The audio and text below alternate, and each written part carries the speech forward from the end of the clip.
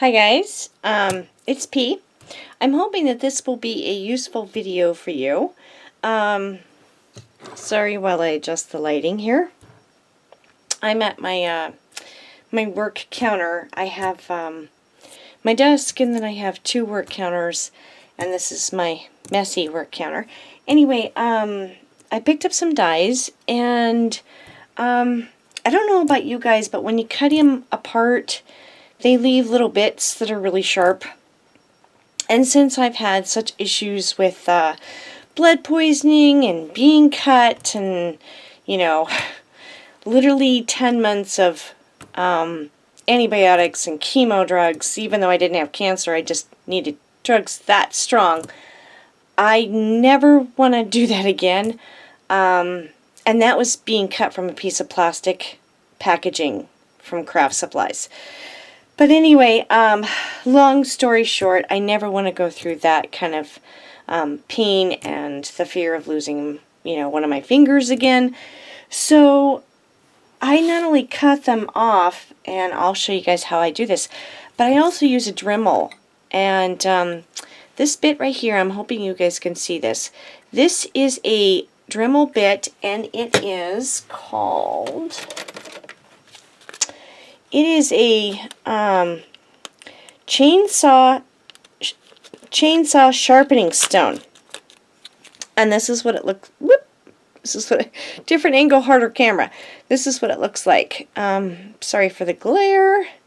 Let me turn on another light and see if that doesn't help.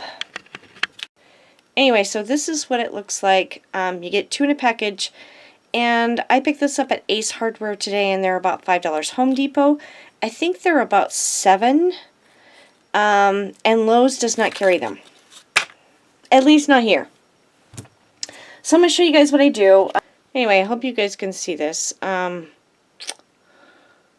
See the little points here? I'm going to cut those off first. So I hope I can get the camera angle so you guys can see this. Please forgive me while I try to do this.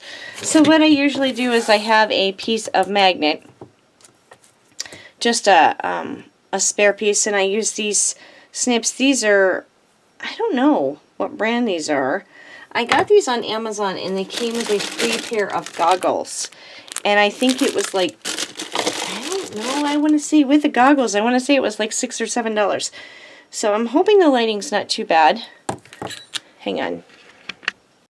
Okay, I think it's just much better with just the one light, even though it might be a little dark. So I'm just going to cut this off as close as I can get, and then I just put the little bits right on the magnet sheet, and then I can wipe them off later. Okay, so we're going to push that aside, because you don't want any of these little bits to get on your floor if you have pets, like I do. So you're just going to put this in your Dremel, and you're going to Dremel away. Sorry for the noise, but I just want to show you guys what I do, and then I'll show you what it looks like when it's finished. Well, actually, I should show you. See, you can still see the sharpness of that, and trust me, that would hurt if I cut myself on that. So I'm going to cut this one off, and show you guys while I do that, and then I'll show you what it looks like when it's done.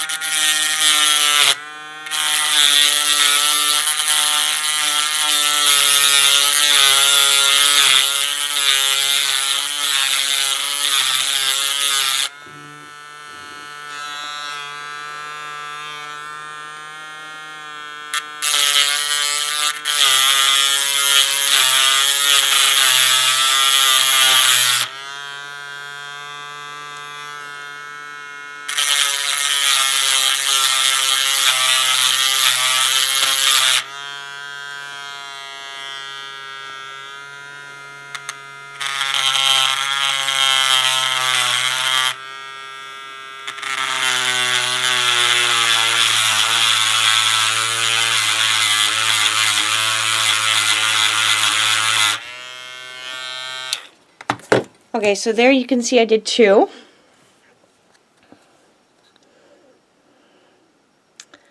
And you can see that this inside one here is gone and it's smooth. It's not going to cut me anymore. And the same with this one. This one you can't even hardly tell that it was there. See? So that's how I do it, guys, so that I don't get cut on my dies. Because it really sucks when you get cut on your dies. There are other options for doing this. There is a Dremel grinding stone, but I feel that I go through these a little faster than I do the other ones. And then there's a pair of two, which have a smaller point on them. I do like the size of these for the teeny tiny dies, like that, because it's really hard to see it, hold it, and grind it. But I do the teeny tiny pieces. The hardest ones to do are the ones where you have a die that was inside the opening space on a die, like Lawn Fawn or Mama Elephant, one of those two. Like when you had a die inside this one, you know, cutting one of these little buggers out. You have to be really careful when you're in this area on the inside here, because this is the part that cuts your die. That could actually, you could actually damage that if you ground it down too far. So, but you can't tell that any of these ever had little bumps, because I'm kind of anal. And I don't like to see them, but I always do a finger test. You know, if my fingers kind of catches on it, then I know that I have to grind it down a little bit more. So I hope you guys find this useful. So if your honey happens to have a Dremel, either go borrow it or con him into doing it.